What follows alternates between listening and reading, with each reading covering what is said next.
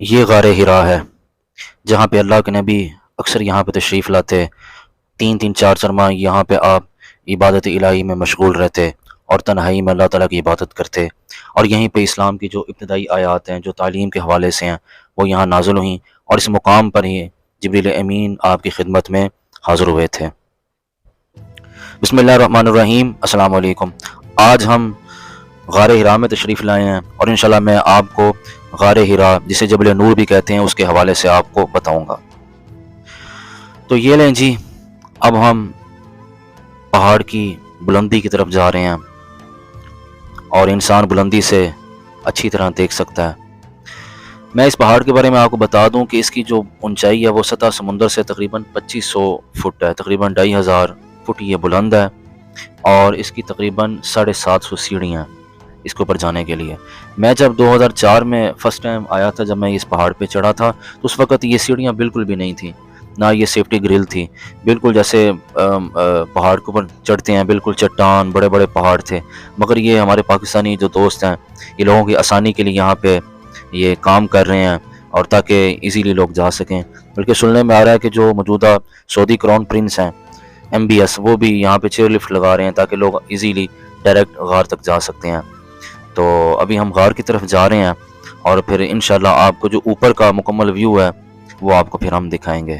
تو ابھی ہم اوپر کی طرف جا رہے ہیں۔ یہ لیں جی، ہم اس وقت اب اس مقام پہ پہنچ چکے ہیں جہاں سے آپ واضح طور پر وہ مقام دیکھ سکتے ہیں جہاں پہ اللہ کے نبی حضرت محمد مصطفیٰ صلی اللہ علیہ وآلہ وسلم جلوہ گر ہوتے تھے، اور جس مقام پہ میں کھڑا ہوں اسی مقام پہ حضرت جبریل امین کو آپ نے دیکھا تھا جب وہ آپ کی خدمت میں حاضر ہوئے وہی لے کے۔ تو یہ سیڑھیاں، اس غار کی یہ خصوصیت ہے پہاڑ کی، پہلے آپ کو اوپر جانا پڑتا ہے، پھر اوپر کم از کم تقریباً 30-40 فٹ آپ کو نیچے آنا پڑتا ہے۔ پہلے یہ سیڑھیاں نہیں تھیں، اور اب ادھر بھی الحمدللہ انہوں نے یہ سیڑھیاں لگا دی ہیں، گرل لگا دی، اور دیکھیں بزرگ احباب بھی یہاں پہ بڑے ذوق و شوق سے یہاں تشریف لاتے ہیں۔ تو یہ جو پہاڑ ہے اس کو جبل نور بھی کہتے ہیں، کیونکہ اللہ کے نبی نور ہیں، قرآن نور ہے، اسلام نور ہے، تو جو اسلام کی ابتدائی آیات ہیں وہ یہاں پہ نازل ہوئی تھیں۔ تو یہ رستہ ہے جی اندر جانے کا، یہ اس کا مین پوائنٹ ہے۔ دو رستے ہیں، ایک یہ رستہ ہے اور ایک اوپر سے بھی ایک رستہ ہے۔ اور اس غار کے اندر جانے کی یہ خاصیت ہے کہ یہاں پہ اگر کوئی ہیلدی بندہ بھی ہو، موٹا بھی ہو، وہ بھی ایزیلی گزر جاتا ہے۔ یہ آپ دیکھ رہے ہیں کہ یہ نیچے سے جانے کا رستہ ہے اور ادھر سے اوپر سے جانے کا رستہ ہے، وہ جو بھائی اوپر سے آ رہے ہیں، تو دونوں طرف سے آپ جا سکتے ہیں، جہاں پہ آپ کو ایزیلی ہو آپ غار کے اندر جا سکتے ہیں۔ تو یہ آپ دیکھ سکتے ہیں، یہ وہی پتھر ہیں، وہی یہ سنگریزیں ہیں، یہی چٹان ہے کہ اللہ کے نبی نے ان کو چھوا ہوگا، اللہ کے نبی نے ان کو ہاتھ لگایا ہوگا۔ تو یہ میں سمجھتا ہوں کہ ہم سے زیادہ خوش نصیب ہیں کہ یہ تا قیامت یہیں پہ موجود ہیں۔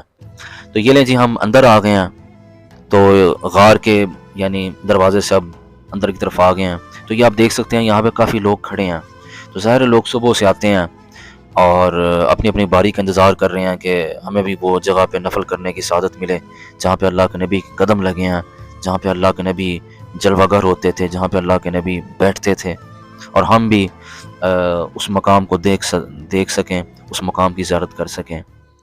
تو جب اللہ کے نبی یعنی اعلان نبوت سے قبل آپ اکثر اوقات یہاں پہ تشریف لے آتے، تھوڑا سا ستو، شکر، کھجوریں آپ اپنے ساتھ لاتے، پانی لے آتے، اور یہیں پہ آپ اللہ کی عبادت کرتے، کیونکہ تنہائی میں جو عبادت کا مزہ ہے وہ اپنا ہی ہے۔ اور آپ یاد الہی میں یہاں مشغول رہتے، اعتکاف کرتے، 3-3 4-4 ماہ، بلکہ 6-6 ماہ بھی آپ یہاں پہ گزار دیتے۔ پھر سیدہ خدیجہ الکبریٰ سلام اللہ علیہا وہ آپ کی خدمت اقدس میں پھر تشریف لاتی۔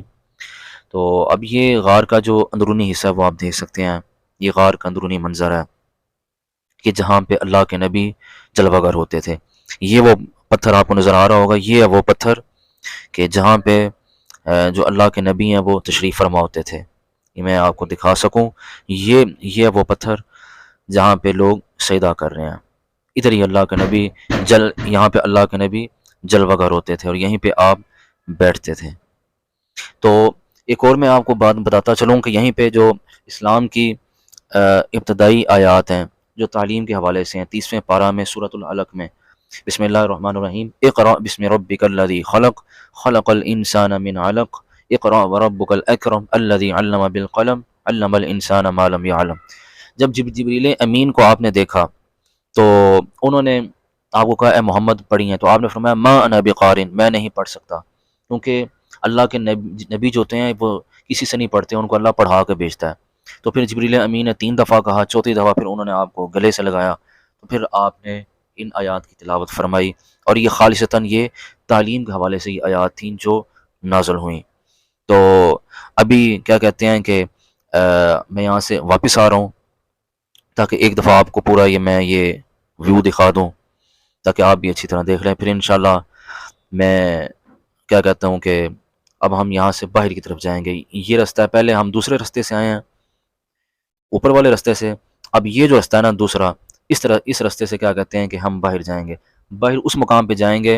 ये वो मुकाम है जहाँ पे अब मैं आपको लेके जा रहा हूँ, जहाँ पे वो ग्रिल लगी हुई है कि जहाँ पे हज़रत जिब्रील अमीन अलैहिस्सलाम को अल्लाह के नबी ने देखा था और वो आपकी खिदमत में यहाँ पे हाज़िर हुए थे। तो इंशाल्लाह मैं अभी वापस जाऊँगा, फिर जाके मैं वहाँ नवाफिल अदा करूँगा, उम्मत मुस्लिमा के लिए, अर्ज़ वतन पाकिस्तान के लिए ख़ुसूसी दुआएँ करूँगा, और अल्लाह ताला आलम इस्लाम को इस्तेहकाम अता फ़रमाए। तो आपको अगर ये मेरी वीडियो पसंद आई हो तो अपना फ़ीडबैक लाज़मी दीजिएगा और कमेंट में अपनी राय दीजिएगा। बेल आइकॉन का बटन लाज़मी दबाएँ ताकि मेरी नई से नई वीडियो मिल सके। अस्सलामु अलैकुम व रहमतुल्लाहि व बरकातहू।